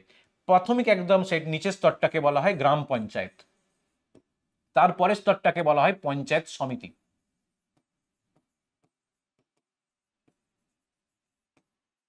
আর তার উপরের স্তরটাকে বলা হয় জেলা পরিষদ বা জেলা পরিষদও বলে। এই তিনটে স্তরে সাধারণভাবে পঞ্চায়েত নির্বাচন হয়। ঠিক আছে, এই পঞ্চায়েত আইনটা রয়েছে 73তম সংশোধনীতে। আর 74তম সংশোধনীতে রয়েছে পৌরসভার আইন। পৌরসভার আইন মানে অ্যাকচুয়ালি পৌরসভা আবার দুটো ভাগে বিভক্ত, একটাকে বলা হয় পৌরসভা মানে মিউনিসিপ্যালিটি, আর একটাকে বলা হয় কর্পোরেশন। যখন ওয়ার্ডের সংখ্যা মানে অ্যাকচুয়ালি জনসংখ্যা যখন খুব বেশি হয় তখন আমরা ধরে নিই যে সেই এলাকাটা অর্থনৈতিকভাবে স্বয়ংসম্পন্ন। মানে আমি যদি এক্সাম্পল বলি, ওয়েস্ট বেঙ্গলের মধ্যে বুঝতে সুবিধা হবে তোমাদের। আমি যদি এক্সাম্পল ধরে নিই যে কলকাতা হচ্ছে একটা কর্পোরেশন। ঠিক, আর তার পাশের দিকে যদি আমি চলে আসি, এইদিকে চলে যদি আরেকটু এগিয়ে যাই তাহলে বারাসাত হচ্ছে municipality. Barasat municipality, Arambagh municipality আছে, কোচবিহার মিউনিসিপ্যালিটি আছে।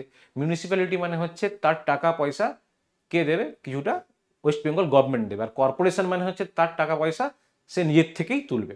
হ্যাঁ, এখন তো অনেকগুলো কর্পোরেশন হয়ে গেছে, এখন কলকাতা কর্পোরেশন আছে, বিধাননগর কর্পোরেশন আছে, হাওড়া কর্পোরেশন আছে, এরকম অনেকগুলো কর্পোরেশন তৈরি হয়ে গেছে। যাকগে, এর দুটো অংশ, একটা হচ্ছে মিউনিসিপ্যালিটি আর একটা পৌরসভা বলি, একটা পৌর আর একটাকে বলা হয় পুর। এছাড়াও আরো কিছু কিছু আছে যেগুলো এর মধ্যে ঠিক আসে না, কিন্তু এই আইনের অন্তর্গতই, সেটাকে আমরা বলি ক্যান্টনমেন্ট।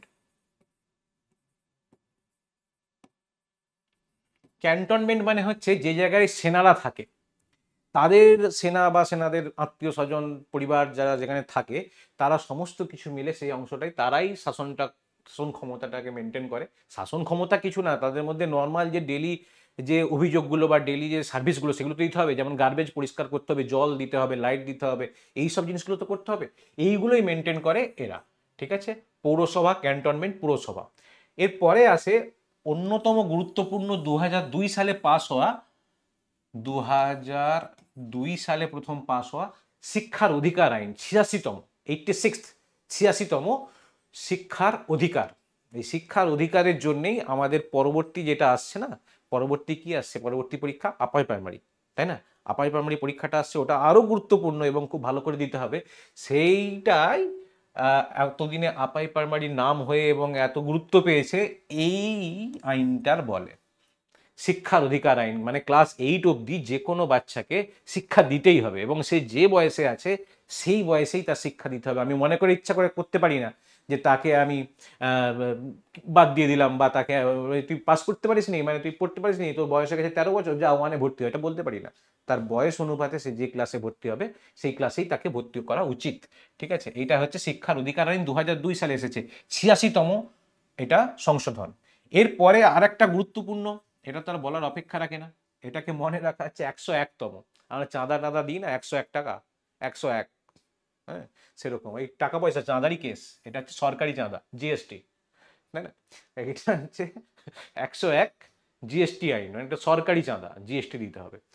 তো এটা তো আর বলার অপেক্ষা রাখে না। আর 103 এটা লেটেস্ট হয়েছে একটা, এটা একটা রিজার্ভেশনের ব্যাপারে তো আমরা জানি, এসসি এসটি ওবিসি এদের একটা রিজার্ভেশন ছিলই আমাদের এখানে, পিএইচ মানে ফিজিক্যালি হ্যান্ডিক্যাপ্ট, এদের একটা রিজার্ভেশন ছিলই। তার সাথে সাথে দীর্ঘদিন ধরে আন্দোলন হয়েছে, কারণ বহু গরিব ঘরের ছেলে আছে যারা জেনারেল ক্যাটেগরিতে পড়ে, এত গরিব ঘরের ছেলে তারা পড়াশোনা করতে পারে না, পড়াশোনা করার ঠিক মতন সুযোগ পেয়ে ওঠে না, বা অর্থের জন্য করতে পারে না, তাদের একটা reservation, economically weaker section EWS, 10% reservation, এটা একটা আইন পাস করে 103তম অ্যামেন্ডমেন্ট এটা পাস করানো হয়েছিল, ঠিক আছে। এটা গুরুত্বপূর্ণ কিছু সংশোধনী, এটা আমরা জানলাম, যেগুলোর থেকে ঘুরিয়ে পেঁচিয়ে কোশ্চেন আসতে পারে সেটার ব্যাপারে আমরা ডিটেলস আলোচনা করছি পরে।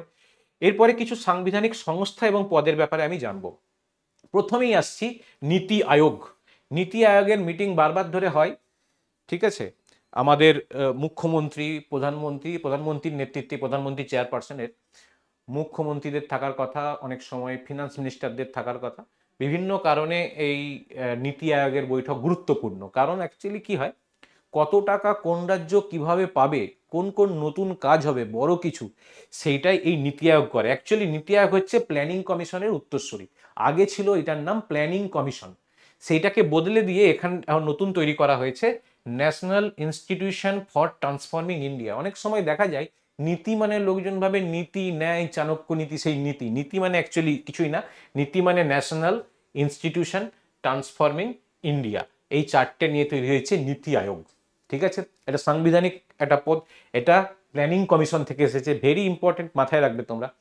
নেক্সট নির্বাচন কমিশন। নির্বাচন কমিশন আগেই বলেছি, নির্বাচন কমিশন এমন একটা সংবিধান স্বীকৃত পদ যে এই নির্বাচন কমিশনার হবে।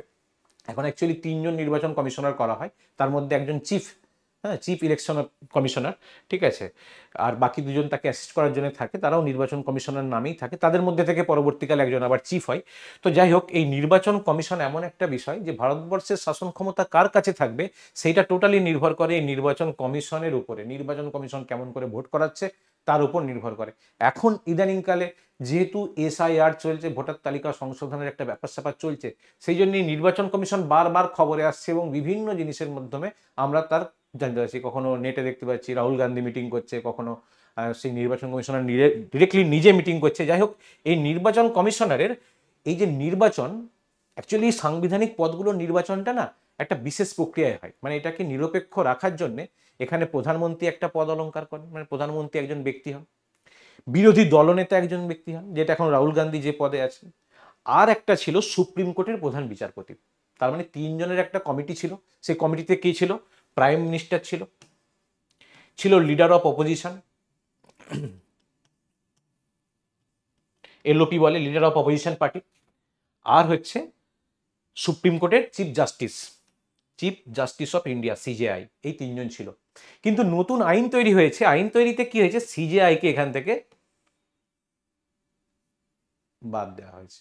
বাদ দিয়ে বলা হয়েছে যে মন্ত্রিসভারই আর একজন প্রধানমন্ত্রী মনোনীত সদস্য থাকবে, ক্যাবিনেট মিনিস্টার। তো ফলে বিরোধীদের বক্তব্য এখন শোনা গেছে যে প্রাইম মিনিস্টার আর ক্যাবিনেট মিনিস্টার যদি একই দলের হয়ে যায়, তার ফলে সেই নির্বাচনটা কি করে নিরপেক্ষ থাকতে পারে। তো যাই হোক, আমাদের জানার কথা হচ্ছে নিরপেক্ষ থাক বা না থাক, পরীক্ষাটা যাতে নিরপেক্ষ থাকে এবং আমরা যাতে পরীক্ষাটায় পাস করতে পারি। চুরি টুরি এখানে করিস না বাবা। তো প্রাইম মিনিস্টার, ক্যাবিনেট মিনিস্টার আর এলওপি, এই তিনজন মিলে তৈরি করছে একটা নতুন কমিটি, যেই কমিটি নিয়োগ করে নির্বাচন কমিশনারকে। ঠিক, এরপরে আসছি আমরা অর্থ কমিশন। অর্থ কমিশন একটা finance commission, very very important. তার কারণ এই যে টোটাল জিএসটির টাকা উঠে আসে না, ট্যাক্সের টাকা, ইনকাম ট্যাক্সের টাকা, জিএসটির টাকা, ট্যাক্সের টাকাটা উঠে আসে, সেইটা নিয়ন্ত্রণ করে কেন্দ্রীয় সরকার। এই কেন্দ্রীয় সরকার যেটা নিয়ন্ত্রণ করে, সেই টাকাটা তো রাজ্য থেকে তুলে নিয়ে গেলে রাজ্যকে তো দিতে হবে কিছু না, সেই ভাগটা করে এই অর্থ কমিশন। স্টেট আর সেন্ট্রালের মধ্যে টাকাটা কত পার্সেন্টেজে ভাগ হবে, সেইটাই অর্থ কমিশন ঠিক করে দেয়। ঠিক আছে, নেক্সট, এ তো টাকা তো দেওয়া হলো, রাজ্যকে তো টাকা দিয়ে দিয়েছে, কিন্তু রাজ্য সেই টাকাটা নিয়ে করছে কি? অনেক সময় হয় না, বা কেন্দ্রই বা করছে কি টাকাগুলোকে নিয়ে, এত টাকাগুলোকে নিয়ে? সংবিধান কি তার জন্য কোনো কিছুই রাখেনি যে যে যেমন পারবে টাকাকে লুট করে নিতে পারবে? না, ভারতবর্ষের সংবিধান কিন্তু এত দুর্বল না। ভারতবর্ষের সংবিধানকে দুর্বল করার চেষ্টা হলেও ভারতবর্ষের সংবিধান কিন্তু এত দুর্বল না, কারণ তাকে দিয়ে রেখেছে ক্যাগ নামে একটা post, comptroller and auditor general.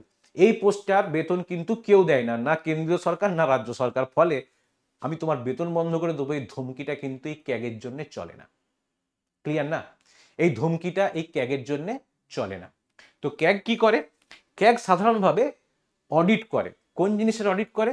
Central এবং স্টেট যত খরচ খরচা করে সমস্ত জিনিসের অডিট করে কম্পট্রোলার অ্যান্ড অডিটর জেনারেল। ঠিক আছে, লাস্ট আমরা দেখব কিছু কিছু আরো সংস্থা আছে, যেমন সেবি, আরবিআই, সিভিসি। এই সমস্ত যে সংস্থাগুলো আছে, এই সংস্থাগুলোর যারা প্রধান হয় তাদেরকে রাষ্ট্রপতি নিয়োগ করেন, এবং এই পদগুলো সব সাংবিধানিক গুরুত্বপূর্ণ পদ। আর লাস্ট কিছু গুরুত্বপূর্ণ পরিবর্তনের কথা বলবো, যে পরিবর্তনগুলো আমরা দেখেছি। প্রথম পরিবর্তন হচ্ছে 370 ধারা বাতিল। 370 ধারায় কি ছিল? জম্মু অ্যান্ড কাশ্মীর এর একটা স্টেট ছিল, এই স্টেটের কিছু স্পেশাল গুরুত্বপূর্ণ কিছু ক্ষমতা যেগুলো অন্য স্টেট ভোগ করতো না, এই স্টেট কিন্তু ভোগ পেত।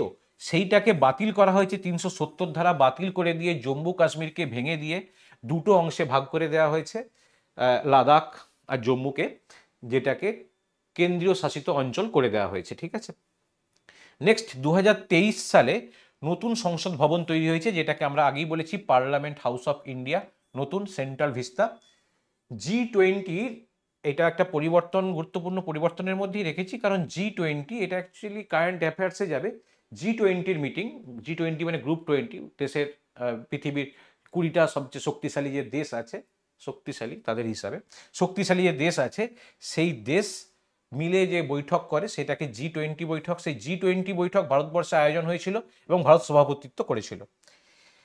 নেক্সট, সিএএ, নতুন একটা অ্যাক্ট এসেছে, সিটিজেনশিপ অ্যামেন্ডমেন্ট অ্যাক্ট 2019, একদম লেটেস্ট, যেটা নিয়ে বিতর্কের কোনো মানে কি বলবো, বিতর্কের পর বিতর্ক, বিতর্কের পর বিতর্ক, অনেক ধরনের কটাক্ষ এর সঙ্গে জড়িত আছে। এটা সিটিজেনশিপ অ্যামেন্ডমেন্ট অ্যাক্ট, মানে ভারতবর্ষের কে সিটিজেন হবে, সেই সিটিজেনশিপ অ্যামেন্ডমেন্ট অ্যাক্ট হচ্ছে সিএএ।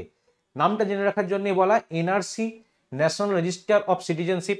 এটা এনআরসি আগেই বলেছে যে ক্রোনোলজি তো সমঝে না, তো সিএএ এনআরসি, ঠিক আছে না? আর তুমি তো নামগুলো ভালো করে বুঝে নাও না, ঠিক আছে? এনআরসি মানে ন্যাশনাল রেজিস্টার অফ সিটিজেনশিপ, এটা আসামের জন্য অ্যাপ্লিকেবল হয়েছে, এখন সারা দেশের জন্য হয়নি।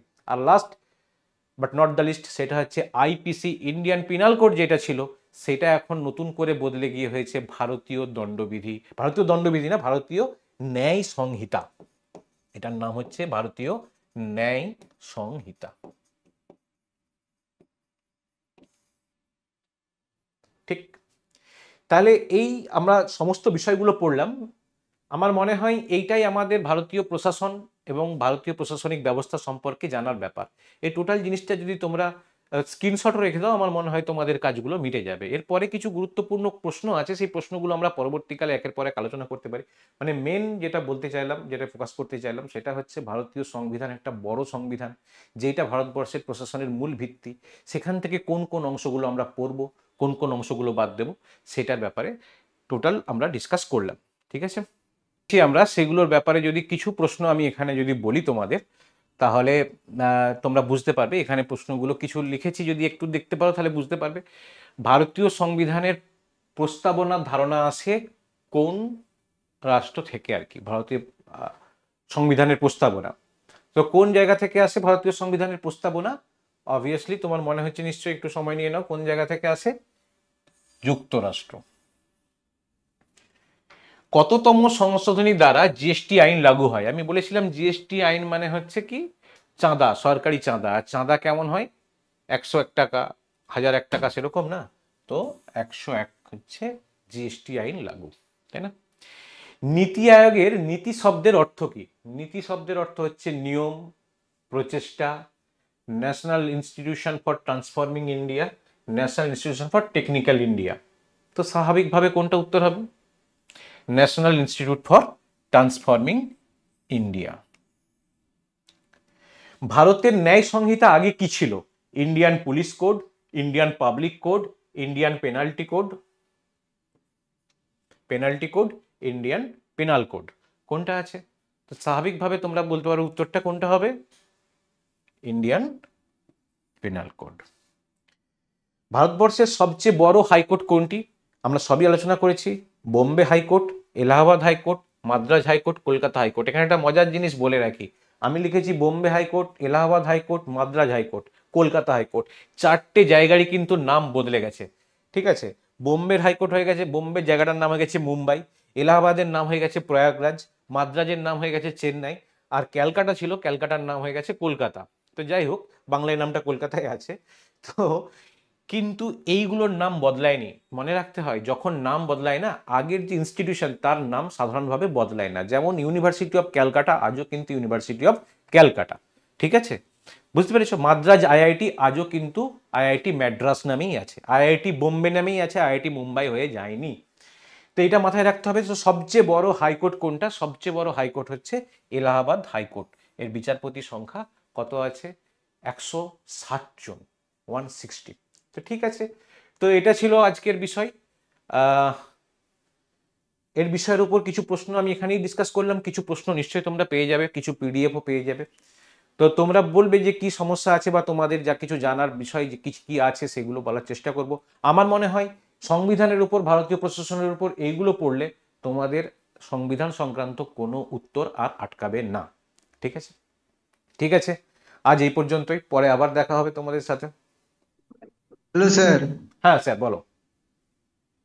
বলছি মানে এটা কোন বইয়ের পিডিএফ? এটা পিডিএফ আমার মানে তৈরি বুক? করা, বইয়ের না। ও, মানে এটা কোনো আমার, বই কিনতে হবে স্যার? দেখো বই কিনতে হবে বলতে কি, বই কিনলে তো ভালোই, কিন্তু বই কিনলে অনেকটা জিনিস তুমি পাবে একসাথে, অনেকটা লেখা আছে বই, তাই না? কোনটা পড়তে হবে সেটা তুমি ক্লাস ফলো করলে বুঝতে পারবে। তবে হ্যাঁ, বই একটা কিনতে পারো। বই একটা আমি দেখছিলাম, টেকনো ইন্ডিয়ার একটা বই পাবলিশ করেছে, টেকনো ইন্ডিয়া, ঠিক আছে? ওই বইটা দেখছিলাম, ভালো, মানে জয়দীপ চক্রবর্তীর লেখা। হুম। বইটা দেখছিলাম, মোটামুটি অনেকটা কাভার করেছে, প্রিসাইজ ওয়েতে কাভার করেছে, ঠিক আছে?